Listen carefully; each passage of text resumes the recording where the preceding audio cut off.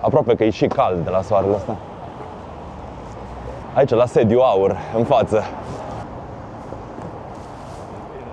Ăla-i, da. Nu știi niciodată ce skatepark interior îți face asta după aia, nu? La 35.000 de euro. Deci ne-am întâlnit aici pentru că în fiecare dimineață, eu cam așa mi încep zilele când mă dau pe skate.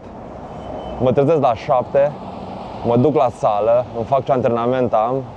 La final fac niște exerciții de forță și mobilitate și mă încălzesc. După aia mă duc acasă, îmi iau skate-ul și mă duc la lucru. Și dacă ajung înainte să deschidă doamna asta de la Xerox, mă dau un pic pe aici, dau olii la chestiile astea în sus și după aia mă duc la alea 3 scări, alea coșmarul meu.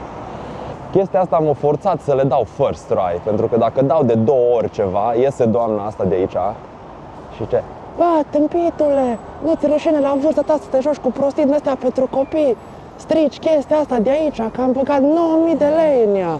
Dar am înțeles că secretul e ori vorbești frumos, ori nu bagi în seamă și ai scăpat. Cu ceartă nu îmi garantează că a doua zi mi să mă dau iar. Nu știu cum învață lumea olii la scări, dar eu așa am găsit metoda. Dacă cumva cuiva e frică, deci prima oară vin, mă pun aici, o pun în poziție. Ok.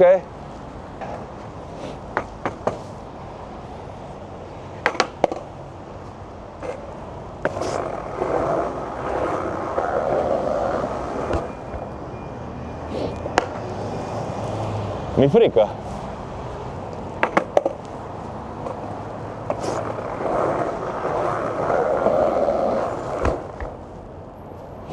Acum îl dau.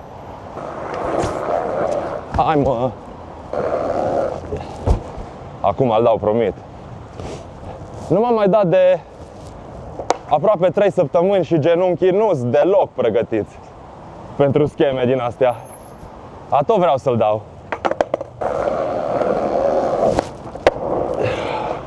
Cred că pot mai bine de atâta. Ua! La vârsta mea te vindești greu și chestia e că îmi rămâne accidentarea aia în minte și mi-anulează toată încrederea de a mă da.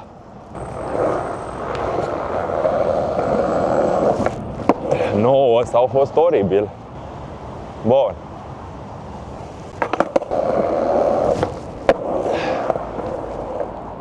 Ăsta rămâne că deja au ieșit acolo pe geam doamna aia la te. Deci aici e first try sau nimica. Și deja am încercat de prea multe ori. Tâmpitule, că nu te rușine la vârsta ta să dai pe prostia aia de copii. Îmi alege ea hobby-urile. Tot dădeam oliuri la scările alea și tot trimiteam lui Luffy să vadă. Îl nebuneam de cap și face: bă, Cătălin, de ce nu mergi la scările alte de mai sus din Cipariu? Mi-e groază.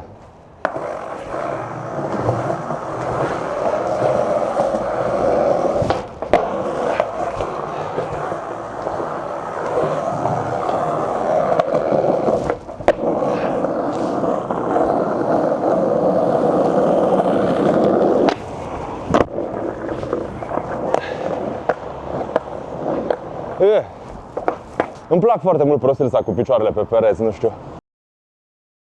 Eu m-am apucat la 33 de ani și mă dau de vreo 3 ani.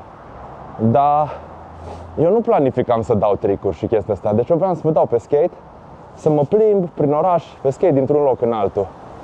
Dar după ce te plimbi așa din oraș într-un loc, prin oraș dintr-un loc în altul, apar borduri, apar canale, apar tot felul de chestii și parcă ți-ar plăcea să poți să sari peste ele.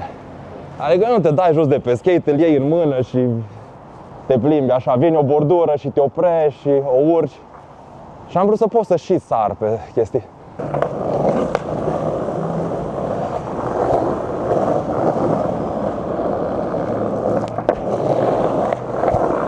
Cum ziceam, iese doamna, da, și-o ieșit și de la Aur odată.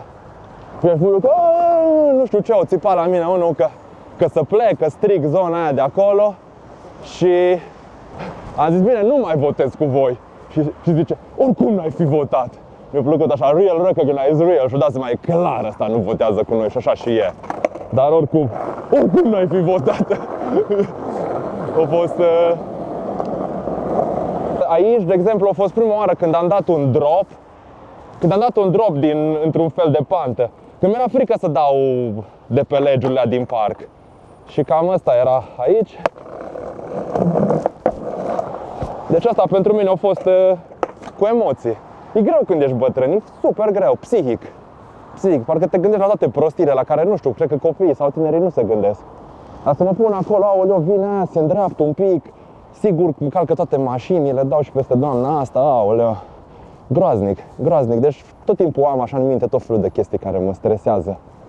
Și când mai povestesc cu Luffy, că el vorbește cel mai mult despre skate, zice, bă, Cătălin, nu trebuie să te gândești la toate chestiile alea, că de-aia te accidentezi, de-aia faci tâmpenii și așa e. Dar așa e în mintea mea, nu știu.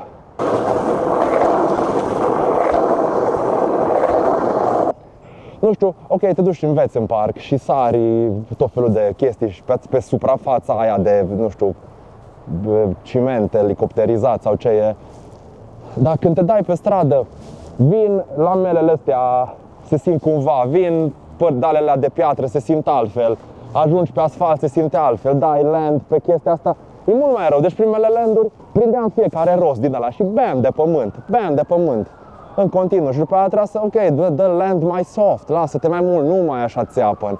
Deci înveți așa de multe de la texturile astea, plus stresul ăla, că în parc stai și dar aici vin oamenii ăia, vezi toate mașinile, strigă unul, da, dă, mă. Așa, mai vine unul, mai țipă după tine, mai aplaudă nu știu care, te mai înjură nu știu cine.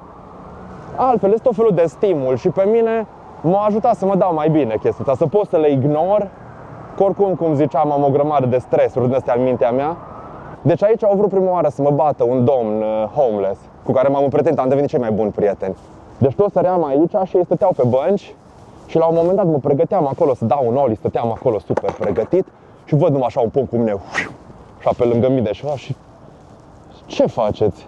Și era, nu știu, era beat oricum săracul. Și la un moment dat am zis că, bă, săraci oameni stau acolo și dorm, pe la urmă e casa lor, să zic așa. M-am dus într-o zi, i-am dat niște bani pe care aveam și am zis că, uitați, vă rog, îmi cer scuze că vă deranjez tot timpul, vin aici și vă bocăn mereu. Luați-vă ceva din partea mea și haideți să ne împrietenim, să... Nu știu cum îl cheamă pe domnul ăla, mi-a zis, dar am uitat. Cel mai bun prieten, deci vine și când mă dau, zice, stai.